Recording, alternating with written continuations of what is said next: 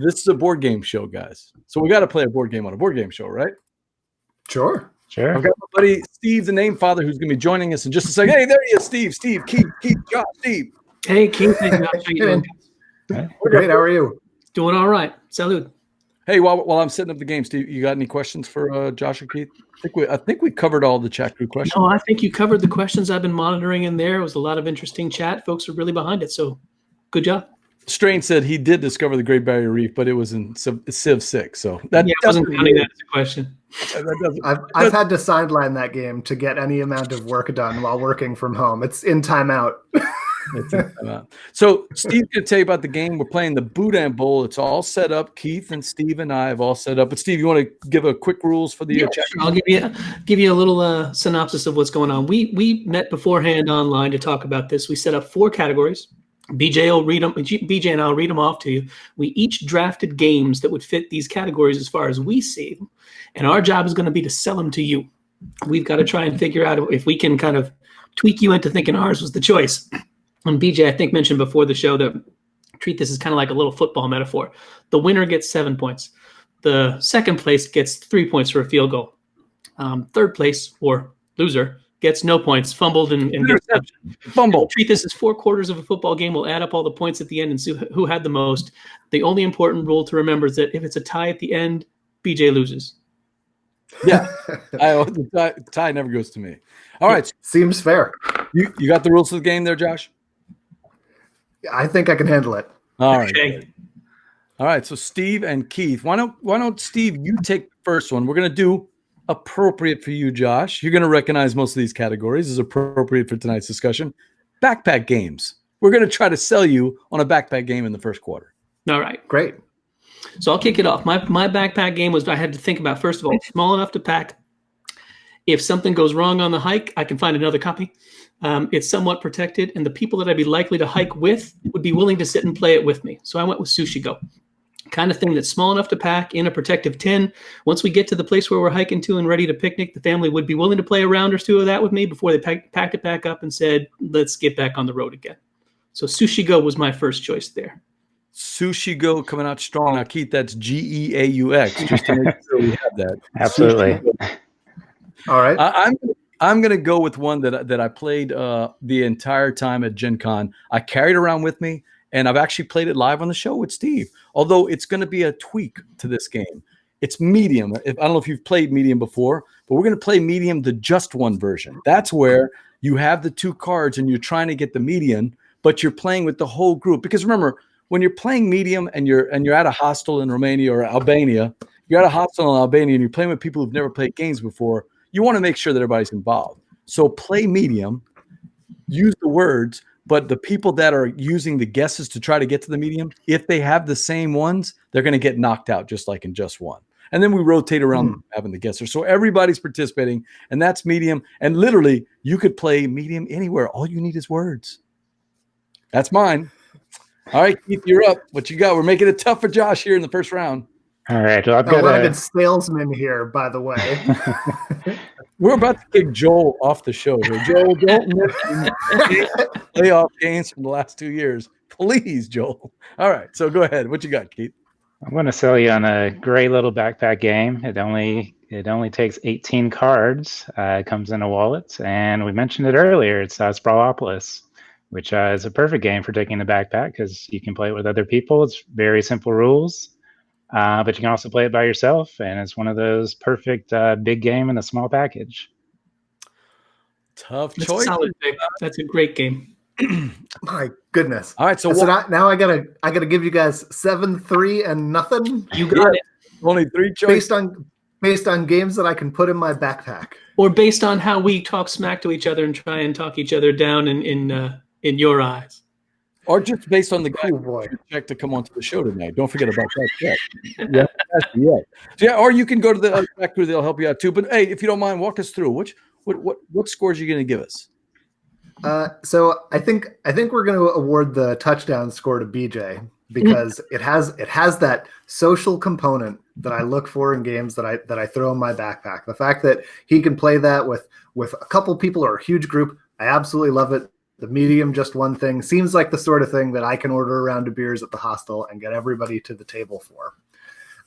So we're giving touchdown BJ. Yeah, thanks. Chris said, don't forget to get your words in Romanian, though. Make sure you bring out the words in Romanian. That's fair. But since I want to go to Albania, I don't know that the Romanian's going to work. Yeah, I don't know what the language is in Albania. Do you know? It's Albanian. Albanian? Okay, there it is. Yeah, I mean, Greek and Italian will get you around a little bit as well. But if you want to speak the local language, it's Albanian. Thomas didn't like the other two choices, but let's hear what Josh has to say, because Thomas, he's the deciding factor. Well, I mean, honestly, I don't love either of the other two choices, but I think I'm giving 3 to Steven. Because Sushi Go is another one that I've brought with me, and I know that I can play with other people, and I think I could teach it at a hostel. This is no dig at Keith or Sprawlopolis, because I love him and I love that game, but I can't imagine not playing it solo. I play it and it breaks my brain, and I have to think so hard about how to do stuff that if somebody else is there trying to figure that out with me, I'm going to be frustrated that they're not doing what I'm doing. All right.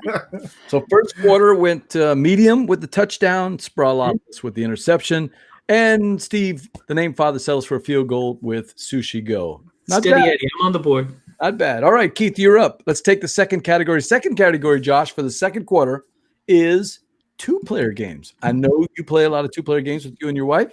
So tell us, Keith, what you got.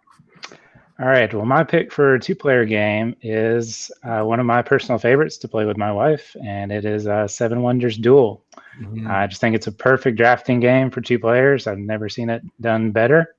I love the way that there's multiple ways to win, so you always got to keep in the back of your mind the military or science victories. And I just think it's a great game. Strong. Very solid. Steve, what you got? I just went with my favorite two-player game of all time, which is Targi. The easy choice, Steve. Well, you know, when you get the top draft pick, you're not going off the board. The war room is easy at that point for me. Yeah, that game is so good. I really love Targi. The elegance of the choices that you make along the outside of the board, giving you the intersecting cards in the middle, and having to figure out what do I need to play, what do I need to collect, what do I need to block. It's just a brilliant two-player game. That's a tough one. He had the very first pick in the draft, and he went right for Targi because I'm sure he's assuming somebody else is going to pick it. But I wouldn't have picked Targi. I would have gone with mine. And in fact, if you remember, I erased my earlier choice and moved back up to get this one just in case Keith wanted to steal it. And that is Watergate. Hey, I wasn't around exactly at that time, although sort of was. But I don't remember Watergate until later. But Watergate really would have been my number one game of the year last year, except for the fact that BGG kind of played Detective City of Angels, and I was just blown away by that one. But Watergate all year was my favorite game experience. I absolutely loved Watergate. I think it's a great push-pull. We talked about push-pull with the Great Barrier Reef card game. Same thing in Watergate. You're trying to keep track of these 2 or 3 elements, trying to make sure the momentum is on your side, trying to make sure that Nixon never gets 5 cards, because if Nixon can play 5 cards every round, the Washington Post is in deep, deep trouble. And I love the flavor text. Philip Millman, I think, did a great job in the back of the rule book. He's got the whole history of the Watergate saga, which you can look at, but a lot of it's just right there on the cards. And we don't play Watergate where we're throwing out numbers or doing. We actually say, I'm playing Margaret Mitchell, or I'm playing John Dean. I mean, they become alive. Some people say it's not. It's just an abstract, but I don't think so. I think Watergate is a fantastic two-player game with a great thematic experience. And I'm bringing the heat here, Josh. Well, touchdown, Steven. Ooh. Targi is a fantastic game. It's a game that I love for 2. It is in my collection. I've been trying to get my hands on the expansion forever. So there's no way I cannot award him full points for that. That game's incredible. By the way, Andy Steiger says it's going to be available in English, and we should see it sometime at the end of this year, the expansion. I think so, yes. That's what we're hearing. That's great. I got to admit, that's a pretty good choice there. But you've got a tough decision between me and Keith. Where are you going to go? I mean, you think I have a tough decision, but I'm giving 3 points to Keith. One, I love the game. Two, I love the theme. And that carries it for me over Watergate in that the theme is less attractive to me, and it does that thing that we talked about earlier about limiting my pool of players. If I can get games that I know I can get other people to play, those are going to go up a score for me, and I'm going to have the same problem with Watergate that I've had with Twilight Struggle, which is I'm going to find one or two people who will play that with me and never get it to the table. That box is collecting dust, much like your score pile right now. That's fair. Targi and Duel, both of them a lot more exotic. Steve, I should have been thinking exotic for every choice. Watergate, just not exotic. Just not. All right, so it's halftime. Name, Father. What's the score for us here? Halftime, I've got 10 points, and BJ's got 7, and Keith has 3. All right, Josh, you're in for a comeback. Yeah, exactly. Josh, you're in charge of the music in the halftime show. We're going to set up the second half here. The third quarter is appropriate to what we're talking about tonight. It's card games. And this time, I think, Keith, you went first, right? And then Steve. So it's back to Keith. Keith, you're going to be first. So go ahead. Keith, what you got? All right. So the card game I picked, one is it's nature-based for the theme, which is something I really enjoy. It's a super thinky card game, which is, again, something I enjoy. And then I just love the look of the new version. It's got beautiful artwork from Beth Sobel, and the game is Arboretum. That is a good Love choice. this game. Mm-hmm. That is a good choice. I love the look of that game. I've actually never played it, Keith, though, but I love the look of it. That game is gorgeous and mean. You have to play this, VJ. It's brilliant. It's on my list. All right, Steve, what you got? This is where I was actually thinking that Keith was going to be making his move because Arboretum's a great pick. I got to pick last in card game, and after that point, I was thinking I wanted to go a little bit old school. Thinking card game, you think cards in a box, but I'm thinking a little bit bigger box and a lot more cards. San Juan. I went back a ways to go to one of the old school Euro card games that really started things off there. So see if I can salvage points with that one because I think Arboretum's a tough get this round. It's going to be tough. So, man, do I need to put with those two great games? Do I really need to put my choice out there, Josh? But I will. Yeah, I mean, let's see what you got. I like having options. I'm a variety guy. Give me the buffet. Mine's a game about fish down under called the Great Barrier Reef card game. Let me tell you about that one. No, I should have picked that one. But I picked one. Not fair. I'll have to recuse myself as judge. I think we did that with Bonacore. I kept picking stronghold games just to make him. Yeah, you did. I was losing so bad. I had to just do a zigzag on the fourth quarter. No, mine is a game that is a card game. It's a game we talked about tonight. I was hoping Alex was going to be around because he would yell at me because he says it's not a card game, and that is Baseball Highlights 2045. It's a game that I've had trouble getting out with some people because of the theme. Not everybody's into baseball as much as I am, but once people play the game, it's a fantastic game. Now, I wanted to say Bushido because I know how much you and me both like Bushido. But God, that game's good. Yeah, it is. It's fantastic. And boy, I want to get more expansions for it. But I'd have to recuse myself. I figured that. Yeah, what a fantastic game. But Baseball Highlights 2045, my favorite sports, and it's a game that doesn't do what you think. It's not a baseball game, as in you're going to be playing 9 innings and you're going to be moving people around and all that. It's a game that gives you the highlights, that action. It's almost like watching the 30-second ESPN highlights on Facebook, right? You're just going to see the big action, the big hit, the big strikeout, the big catch. And what I love about Baseball Highlights 24/5 is I've never played in a tournament yet where there's not the big moment, where you lose in the 7th game and you actually can see the fielder reaching over the fence because they top deck that card to steal that big home run that you might have won and stayed in the tournament at Dice-Star Con 2019. But I'm not bitter at all, as you can tell. All right, so that's 3 tough choices for you, Josh. What you got? It is. Those are 3 great games and 3 tough choices. I gotta give you mad props for your sell on Baseball Highlights. I mean, the game is good, but to hear you tell it, it's even more exciting than it is in real life. Oh, no, come on. We're still going to give the touchdown to Keith because Arboretum is a fantastic game. It is a top game for me. Top 5, top 10 in a world where I don't make lists of my top things. That one's on it anyway. So that game is great. Between Baseball Highlights in San Juan, though, you guys have put me in a tough spot. I love these games. I don't know what to do about either of them. The theme for both of them is pretty atrocious. When I pitch somebody on baseball, I lose them and I go, but what if it's in the future and some of them are cyborgs, and that brings nobody back to the table. And when I would try and get someone to play San Juan, I'm like, well, you're the governor of a plantation and it's based on a board game, but they made this better because they got rid of the slaves. So I don't know if that's the best elevator pitch for those two games. I think we're both getting zeros, BJ. I mean, I'd love to have you guys split the 3. If we could give a point and a half to each of you, we could even round it up and do 2 points apiece, because I don't think I can decide between those. As Ursula says, life's full of tough choices, isn't it? You got to do it. Come on, Josh. Chat has any help for you? I shouldn't be calling attention to the chat because they say I'm in 3rd place this round. Oh yeah. What did they say about that? Thomas was the only person who commented, and he agreed with you. Keith, top, BJ, and me bringing up the rear. Come on, chat. Yeah, crew. I mean, let's see some baseball. I'm gonna award the 3 points to San Juan for this reason, because even though I've trimmed my collection extensively, San Juan has continued to make the cut. But I've never picked up Baseball Highlights because I'm afraid I don't have anybody to play with. I love Mr. Sean. He's I'm sold on San Juan after that pitch. I see. All right. Look, man, it's a great game for people who love classic heroes. It is. I would rather play it than Puerto Rico. I think it's a fantastic game. It's still in my collection. But we can get a little tongue in cheek with the descriptions here, can't we?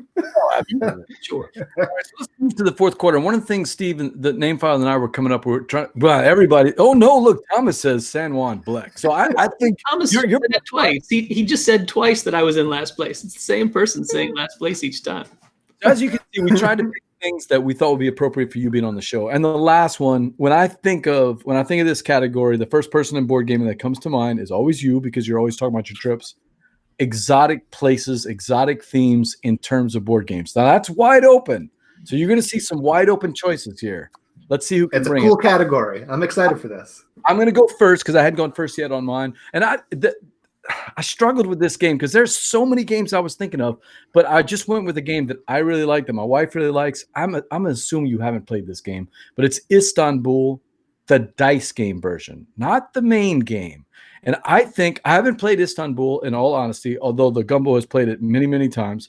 But Istanbul, the dice game, I am generally not a person that plays anything that's called Josh, the dice game, or Josh, the dice game, the card game, any one of those things. Istanbul, the dice game, is fantastic. You can play it with people that have never played board games before, which I did. My running buddies that are in their 70s, I taught them how to play this game. We had a blast. And you can play it with regular gamers, and it's really cutthroat. You talked about, a knife fight in a phone booth, and Istanbul has that little cutting edge action when you're trying to race for those rubies. But I love the way it looks, and I love bringing it out with people who've never played games before, because they look at this and they go, I'm so used to Payday in life. What is this that I'm looking at, right? In this tiny little box that you can fit into your backpack. So Istanbul, the dice game from AEG. That's my pick.